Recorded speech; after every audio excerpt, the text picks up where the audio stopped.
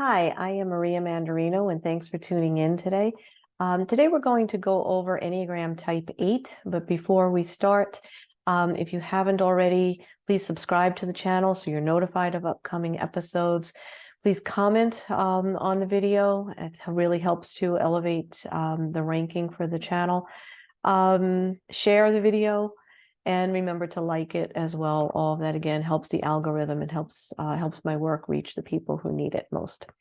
So the other thing is, if this work speaks to you, the work with the Enneagram speaks to you, I do private sessions. I do typing interviews with people to discover their type. If you're not sure of your type at all, or kind of riding the fence, and you've maybe taken an online test and you're still not really sure, typing interviews can really help us focus in on things and get to the more difficult questions that it's kind of hard to navigate sometimes when you're taking an online test or a test in a book. So again, if the work speaks to you, I'm available for that. I am also available for work with the Enneagram and spiritual direction, where we take the deeper exploration into type once we've identified your type. And just for the record, you don't have to know your Enneagram type at all to be in spiritual direction with me, but that is my specialty. So it is one of the things that I like to speak about. And there is going to be an upcoming course that I'll be offering on the Enneagram. So be on the lookout for that. Again, if you subscribe to the channel, there'll be updates and notifications about that as we get closer to that being ready. So Enneagram 8. I would say it's one of the most misunderstood types out of the 9 types in the Enneagram. Keywords associated with type 8: the protector, the leader, the adversary, the challenger, sometimes called the destroyer. So our Enneagram 8 are the fierce mama and papa bears in the Enneagram. They are located in the gut center or the body center, along with type 1 and type 9, which we've already covered in previous episodes. So the last piece of the body center we'll be going over today. And their focus of type 8 is power and control, action, assertiveness. They take an all or nothing approach to life. It's a my way or the highway. They're entirely in the now. They're in the moment.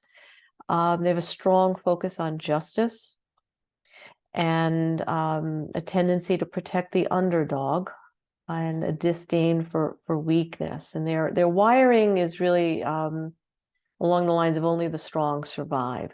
So that's why they look out, well, they disdain weakness. The underdog needs protection. Okay, so it's a different kind, like they're disadvantaged, and the disadvantaged need protection, which is different from the weak. The weak are just disdained because you're choosing to be weak from their perspective. They can be volatile, and this is where the type can be misunderstood. Their focus is on strength. Their focus is also on intensity. They have a large and excessive energy. When an 8 walks into the room, people tend to notice. And what can be difficult for the type 8 is they don't perceive themselves that way at all. They don't perceive themselves as being, a large energy. So as with all types, we have a higher expression and we have a lower expression. So we're going to kind of focus in on that a little more now. So the higher expressions of type 8 they are direct and clear. You will never be left not knowing what the situation is when you're engaged with a type 8. So direct and clear information. They are strong. I would say they are the strongest out of the 9 types. They are powerful. They are courageous. Again, these are the higher qualities. They are honest, and that gets into being direct and clear. Okay, so they're direct, clear, and honest. They're fair. They're personable and friendly. They'll walk right up to you if they want to talk to you. They'll shake your hand, interrupt, whatever, and they will have a conversation with you if that's what they're going to set out to do. So very personable, friendly, easy to talk to. Protective is kind of inferred already. Conflict for a type 8 is not a problem. So we've talked about type 9, they avoid conflict. Type 8, they almost enjoy stepping into conflict because it's a step up and a step in. It's that action energy that we associate with type 8. So conflict for them is not a problem. They kind of like it. And they don't see it as conflict. They just kind of see it as engagement. Type 8, and again, the higher side of type 8, they care deeply. And that's usually seen in their relationship to justice. And again, looking out for the underdog. It's from a place of deep caring. Type 8s are also the people who will get it done. Okay. And again, that's the higher expression. That can also be seen in their lower expression, which we'll get to in a little bit. Type 8s in their higher expression have big giving hearts. They can be very, very generous people. They are confident, they are decisive, and they enjoy a challenge. And that's kind of getting back to that conflict isn't a problem for them. Conflict's just a challenge. They like challenge, so it's fun. So that's the higher expressions of type 8. So along with the higher expressions, we always have the lower expressions and what we call the shadow. So the lower expression of 8 is anger. And like anything with the 8, it's large. You will notice it. It's not subtle. They can be vengeful in their lower expression. And the reason this comes about, they're so connected to justice. And when they're angry and they're coming from their lower side, justice for a type 8 can get confused with being vengeful and seeking revenge to, make things right. They can also be perceived as violent, or they can just be outright violent. Hot tempers, explosive and shocking tempers. Again, when they're angry, you're going to know it. Everybody's going to know it when a type 8 is angry. They can be insensitive.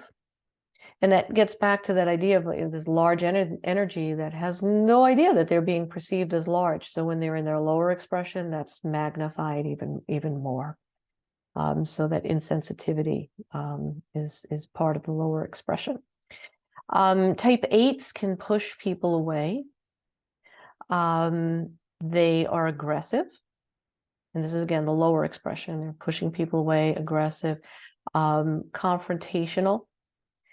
One of the biggest keywords that I would say is associated with the lower expression of type 8 is they are intimidating.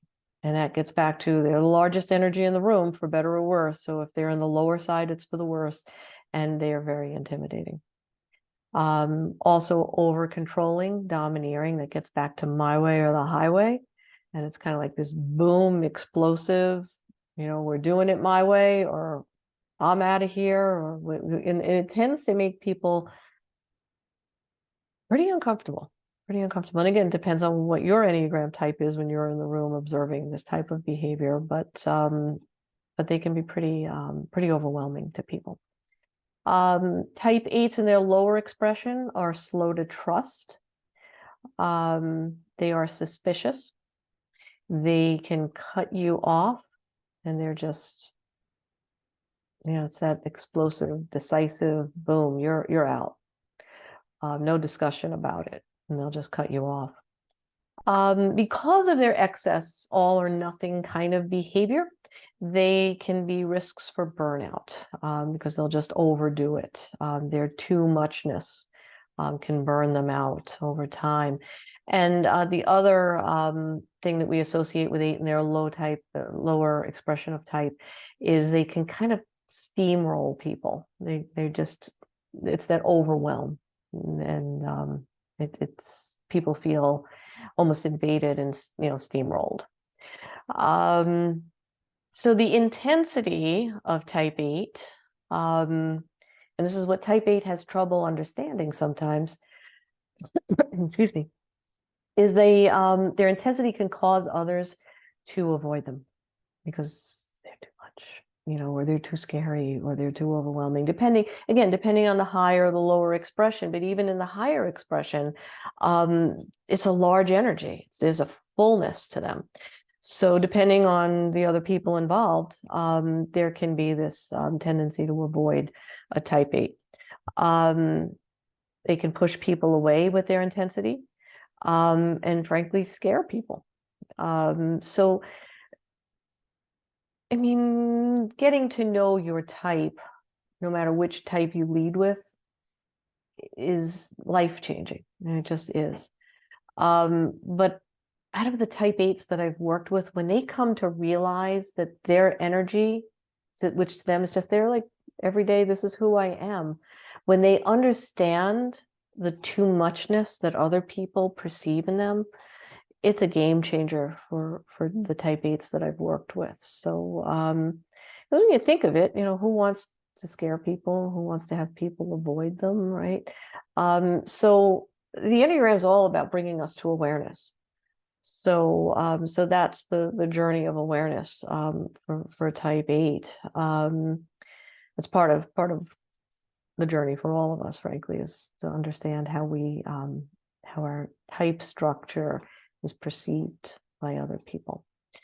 So the flip side of type 8, so we talked about the intensity can kind of push people away, right? That protective nature, that giving nature, the abundant nature of type 8, can create a field of safety that people can also feel around type 8.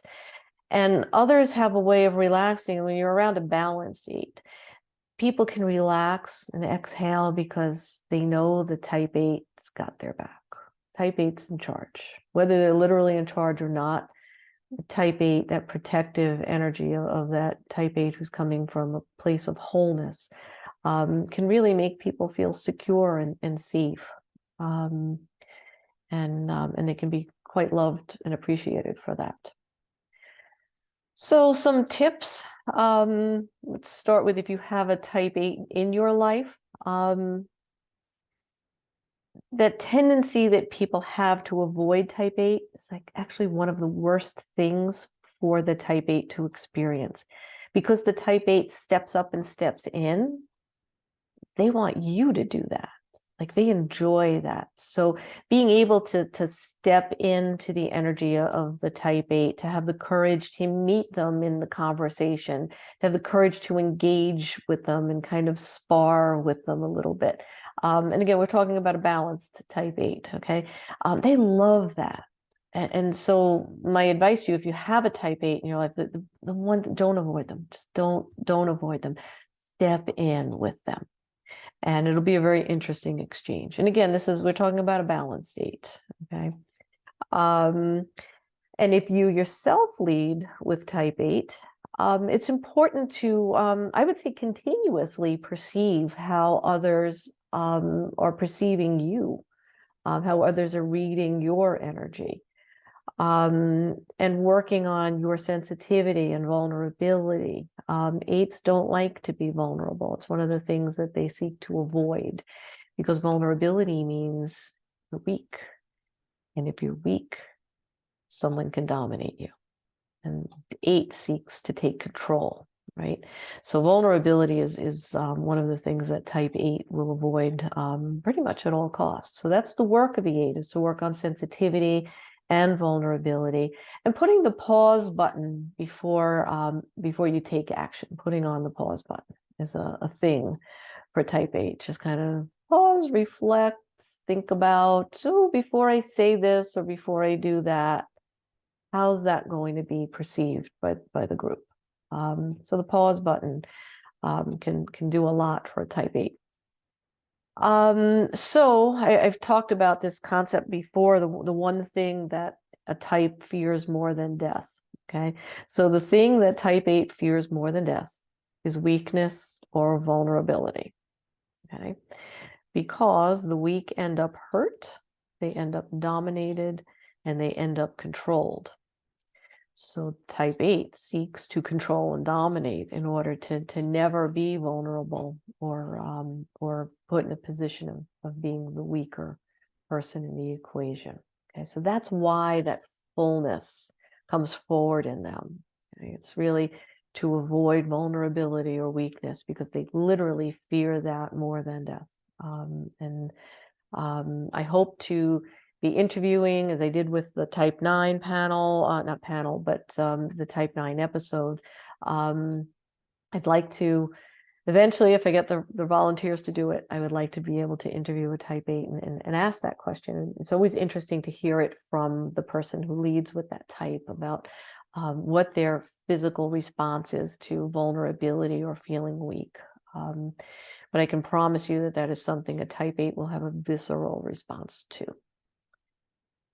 So the somatic experience for Type 8, how the Type 8 lives through the body. What's the body experience for the Type 8? Type 8 is drawn to physically intense things.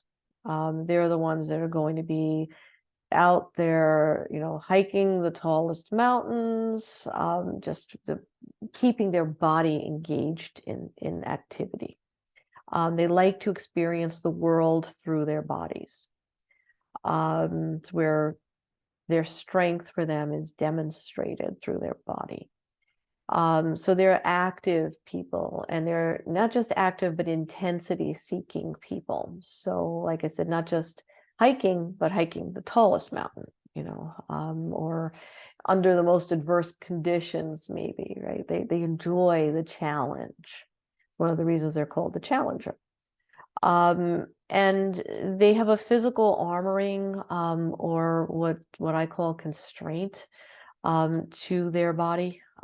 So they even tend to look armored a lot of times. They'll kind of walk, kind of in a rigid kind of way. And that's that armoring that happens to the body in a Type 8. So some miscellaneous things that have to do with Type 8.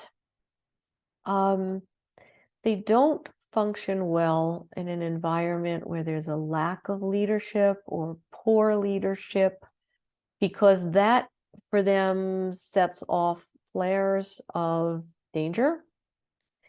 And if there's danger, they're vulnerable. And again, vulnerability is to be feared as much as death, right? So what do you do if you think you're vulnerable and somebody is incapable and they're in control? Well, you're just going to take over to make sure that you're not vulnerable, that you're not going to die. And this way you're in charge and not the incompetent person who can't lead. That's how the Type 8 is going to walk into that setting. That person's in charge. They're not capable. We're in trouble. I'm vulnerable. We're vulnerable. I got to take over. So they'll just control the situation and dominate it. So it's this go big or go home. And if that other person isn't going big, they're going home and the 8's taken over. So because of this energy that they project, others will often put them in leadership positions. They'll be identified as the person who's strong enough to lead. And they'll just be given leadership positions. So if there's incompetence, they'll take the leadership position, and otherwise they're identified as the natural leader who can get it done. They can pretty much handle anything. So let's put that person in charge, and they're usually given positions of leadership. As I said, you notice them when they walk into a room. They don't blend. They fill the room. You notice them walking in. An interesting thing about Type 8 is for them, conflict equals intimacy. Where for most people, conflict is something you want to avoid. Conflict is a way that 8's almost communicate through conflict. And again, it's not a negative thing to them. It kind of is to the other 8 types, but to the Type 8, it's like, this is how we do things. This is how we connect. We kind of spar. The sparring is how we connect. It's how the intimate relationship forms, and then we can go deeper because we're still sparring over other things, right? So stepping in and sparring to them means care, right? Because that's how the 8 is. They step in and spar. They step in and take over because they care. So if you don't step in and spar with them, you don't care, and the 8 doesn't like that. Okay, so that's that conflict equaling intimacy, and connection for the 8 is again, it's rather unique, and I think it is one of the ways that the 8s can be misunderstood by others. And there's this sense that they have in the people that won't spar or are hesitant to spar with them. It's kind of like, I have fireworks, where are yours?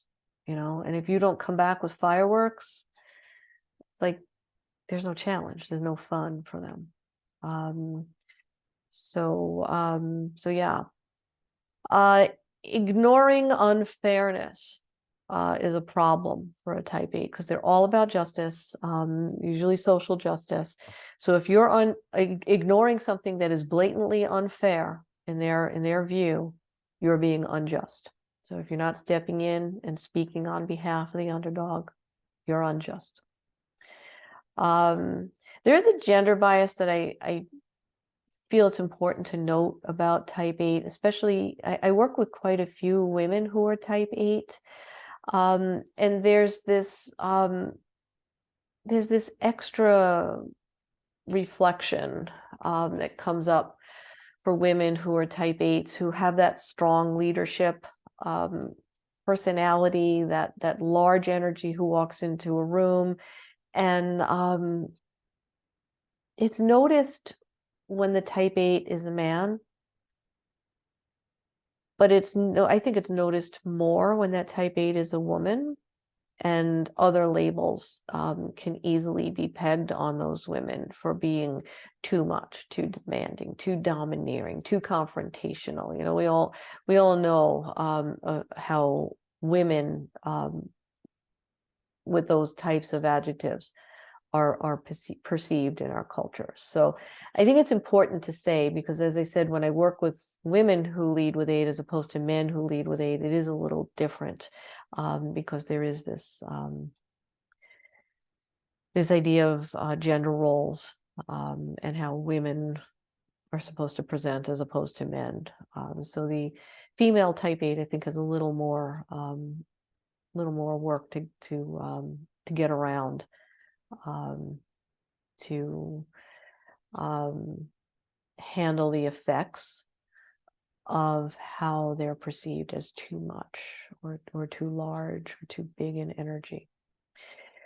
So that's a quick view of type 8.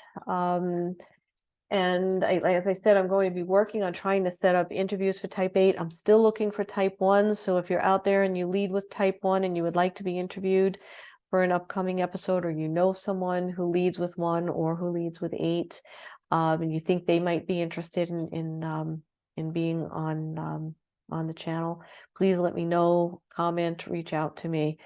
Let me know if you're interested or you know someone who is interested. Again, please subscribe to the channel, like, comment, share. If you'd like to schedule a session with me for spiritual direction, you can do so through my website. I'll put this will all be in the show notes, but mariamandarino.com is the website, and you can reach me there. You can schedule a typing session there. You can actually schedule that online on the website. And that should be it. So again, please let me know your thoughts on the episode. Share your insights. If you lead with type 8, what resonated, what didn't. If you have a type 8 in your life, what you learned, what you agree with, disagree with, what you can add. This is just an overview, so feel free to jump in and also let me know what you would like to hear me speak about in upcoming episodes, because I'm also planning those things out as well. Remember to look for the course that'll be coming up, I would say within the next couple of months. And thank you again for being here, and I will see you next time. Thanks. Bye.